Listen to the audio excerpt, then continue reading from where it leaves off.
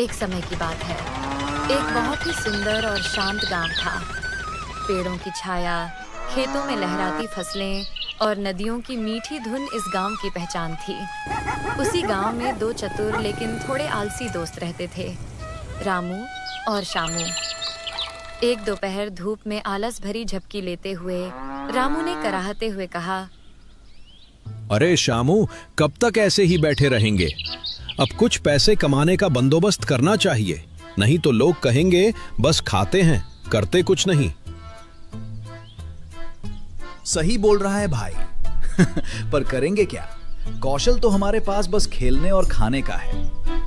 तभी उधर से एक आदमी गुजरता हुआ उन्हें देखता है और हंसते हुए कहता है, अरे रामू शामू, तुम दोनों ने नई मटन बिरयानी चखी क्या? मजा आ जाएगा, उंगलियां चाटते रह जाओगे। शामू उत्सुक होकर उछल पड़ा। कौन सी बिरयानी? गांव में कोई नया आया है क्या? वह आदमी रहस्यमय अंदाज में बोला, हाँ भाई, गांव के बाहर एक नया बिरयानी वाला आया है। उसकी बिरयानी का तो कोई जवाब ही नहीं। चल शामू, बिरयानी का नाम सुनते ही मुंह में पानी आ गया। अभी चलते हैं। दोनों दौड़ते हुए उस ठेले तक पहुंचे। भाई, 2 प्लेट बिरयानी देना। रामू ने खुशी से कहा। बिरयानी वाला अफसोस जताते हुए बोला, माफ करना भाई, आज की सारी बिरयानी खत्म हो गई। कल आना, रोज यही मिलता हूँ। रामू और शामू निराश होकर वापस लौटने लगे। तभी गांव में शाही नगाड़े बजने लगे। 2 राजसी सेवक ऊंची आवाज में घोषणा कर रहे थे, सुनो सुनो सुनो, राजा का आदेश है, जो भी इस गांव में सबसे स्वादिष्ट बिरयानी बनाएगा उसे महल में रसोइये की जगह दी जाएगी और शाही सुविधाएं भी मिलेंगी। यह सुनते ही शामू की आंखें चमक उठी। रामू, मौका आ गया। अब हम बिरयानी बनाना सीखेंगे और सीधे महल में नौकरी पकड़ेंगे। पर भाई, हमें तो बिरयानी बनानी आती ही नहीं। चिंता मत कर, अब्दुल भाई सब सिखाएंगे। चलो उन्हीं के पास चलते हैं। दोनों अब्दुल के पास पहुंचे और शामू ने विनती की, अब्दुल भाई, क्या तुम हमें बिरयानी बनाना सिखा सकते हो? अरे पागलों, आज से पहले आते तो सिखा देता, लेकिन अब तो राजा ने प्रतियोगिता रख दी है। मैं क्यों अपना एक और मुकाबला बढ़ाऊं? यह सुनकर रामू और शामू चुपचाप लौट आए, लेकिन उनके दिल में अब एक नई चाह जल चुकी थी। अगले ही दिन गांव के 5 लोग बड़े उत्साह से अपनी अपनी बिरयानी लेकर राजा महल गए। एक एक करके राजा ने सारी बिरयानी चखी, लेकिन हर बिरयानी के बाद उसका मुंह सिकुड़ता गया। आखिर में राजा ने घोषणा की, इनमें से किसी की भी बिरयानी में वो शाही स्वाद नहीं है जो मैं चाहता हूँ। 5 लोग मायूस होकर वापस लौट गए। कुछ देर बाद वही शाही सेवक गांव में पहुंचे और ऊंची आवाज में बोले, सुनो सुनो सुनो, राजा का नया आदेश, अगला मौका 10 दिनों बाद मिलेगा। इस बीच अच्छी तरह बिरयानी बनाना सीखो। 10वें दिन फिर महल आना, राजा स्वयं विजेता चुनेंगे। पूरा गांव खुशी से गूंज उठा। लोगों को लगा जैसे उम्मीद की डोरी फिर से हाथ लगी हो। उसी शाम रामू और शामू अब्दुल के पास पहुंचे। अरे अब्दुल भाई, तुम तो इतने सालों से बिरयानी बना रहे हो, फिर भी तुम्हारी बिरयानी राजा को क्यों नहीं पसंद आई? अब्दुल ने लंबी सांस ली और बोला, क्या बताऊं भाई, मैंने तो खुद चख कर देखा था। खुशबू भी थी, टेस्ट भी, लेकिन राजा को शायद कुछ अलग चाहिए। कौन जाने उसे किस तरह का स्वाद पसंद। शामू, अगर अब्दुल जैसा उस्ताद नहीं चुना गया तो हमारी बिरयानी का क्या होगा?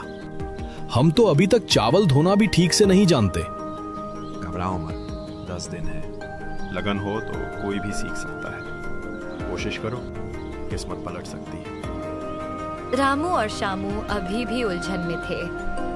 तभी उन्हें वही नया ठेले वाला दिखा। भाई आज तो बिरयानी खिलाओ, भूख से जान जा रही है। ठेले वाले ने मुस्कुराकर प्लेटें आगे बढ़ाईं। लो भाई, गर्मा गर्म मटन बिरयानी। भाई, क्या तुम हमें बिरयानी बनाना सिखाओगे? बस 10 दिन की बात है। अगर मैंने तुम्हें सिखा दिया तो तुम महल जाओगे और मेरे ठेले पर कौन आएगा? रामू ने चिढ़कर कहा। अच्छा, तो खुद ही चले जाना महल, यही बाकी रह गया था। बिरयानी खत्म कर दोनों चुपचाप वहां से निकल आए और एक पुराने पेड़ के नीचे जाकर बैठ गए। कुछ देर चुप रहने के बाद शामू की आंखों में चमक आई। रामू, तुम्हें याद है वो बूढ़ी अम्मा जो हमें बचपन में दाल चावल खिलाती थी? क्या स्वाद होता था। हाँ यार, उनके हाथ का स्वाद तो आज तक नहीं भूला। मुंह में पानी आ गया। क्यों ना उनसे पूछें? क्या पता उन्हें बिरयानी बनानी आती हो। उनके खाने में तो जादू था। चल, अब वही एक उम्मीद बची है। बूढ़ी अम्मा ही हमारी आखिरी उम्मीद है। और दोनों उम्मीद की नई लौ लेकर बूढ़ी अम्मा के घर की ओर बढ़ पड़े। रामू और शामू तेजी से गांव के आखिरी कोने पर बने एक छोटे से मिट्टी के घर की ओर बढ़े। वहीं रहती थीं बूढ़ी अम्मा, जिनके हाथों की दाल और चावल का स्वाद आज भी उनकी यादों में ताजा था। दरवाजे पर पहुंचते ही शामू ने आवाज लगाई। अम्मा, अम्मा, घर पर हो क्या? अंदर से धीमी आवाज आई। कौन है रे? रामू और शामू अंदर गए। अम्मा, आपको पता है ना, राजा ने बिरयानी बनाने का मुकाबला रखा है। अम्मा ने मुस्कुराते हुए कहा। हाँ रे, पूरा गांव चर्चा कर रहा है, मगर तुम दोनों क्यों इतने उत्साहित दिख रहे हो? अम्मा, क्या आप हमें बिरयानी बनाना सिखा सकती हैं? अम्मा कुछ पल चुप रहीं, फिर बोली। बेटा, मैंने कभी बिरयानी नहीं बनाई, लेकिन खाना तो जीवन भर बनाया है। जो जो आता है उसी से कोशिश करते हैं। स्वाद दिल से बनता है, बर्तन से नहीं। ये सुनते ही दोनों के चेहरे खिल उठे। अम्मा, आप हाँ बोलो, बाकी हम सब ले आएंगे। चलो फिर आज ही शुरुआत करते हैं। शामू दौड़कर बाजार चला गया और ताजा मटन लेकर लौटा। उधर अम्मा और रामू ने रसोई में तैयारी शुरू कर दी। अम्मा ने चावल धोकर पानी में भिगो दिए। फिर मटन में मसाले, भुना प्याज, अदरक लहसुन का पेस्ट, हरा धनिया, पुदीना और दही मिलाकर अच्छा से मसाज किया। बेटा, माँ सिर्फ मसाले से नहीं, धैर्य से गलता है। जल्दी मत करना। धीरे धीरे खुशबू रसोई में फैलने लगी। पहले चावल पकाया गया, फिर मटन को धीमी आंच पर रखा गया। रामू ने उत्सुक होकर पूछा। अम्मा, अब क्या? अब सब्र। जब मटन 90% पक जाए, तब उसके ऊपर चावल डालकर दम देंगे। असली बिरयानी वहीं से शुरू होती है। कुछ देर बाद जब बर्तन खोला गया तो सुगंध ऐसी थी जैसे पूरा गांव महक उठा हो। शामू ने एक निवाला छकते ही कहा। अम्मा, ये तो जादू है। ऐसी बिरयानी तो उस ठेले वाले ने भी नहीं खिलाई। जादू नहीं बेटा, दिल से डाला हुआ स्वाद है। रामू और शामू के दिल में नई उम्मीद जग चुकी थी। अब वे महल की ओर नहीं, अपने सपने की ओर बढ़ रहे थे।